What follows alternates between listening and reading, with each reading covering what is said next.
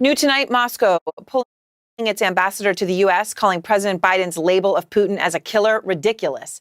That's after Biden also put Putin on notice over the U.S. intelligence assessment that Russia once again meddled in the 2020 election. He will pay a price. We had a long talk, he and I.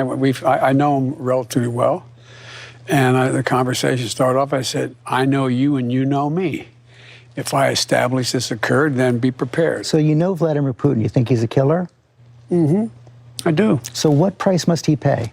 The price he's going to pay, well, you'll see shortly. Matthew Chance is out front in Moscow. And Matthew, look, this is hugely significant. The President of the United States calls Putin a killer. And obviously they've now pulled their ambassador from the United States. You've been able to get a response from the Kremlin. Tell me what you know.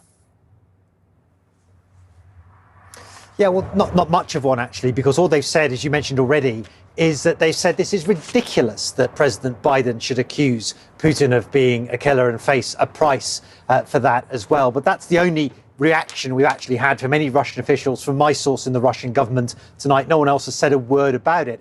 But the actions that they've taken tell a very different story. It shows how angry and how concerned they are. As you mentioned, they've recalled the Russian ambassador to the United States. They've called him back to Moscow for consultations about the comments that Joe Biden has made, according to my source in the Russian government, but also about the whole gamut of strains and issues that exist in that very fraught US-Russian relationship. What the foreign ministry say is that they want to see what to do and talk about that, what move to make to prevent irreversible damage to US-Russian ties. And so on the one hand, you could see that as a warning from Moscow that a line has been overstepped. On the other hand, it illustrates just how concerned they are that this whole tension between the US and Russia is getting out of control.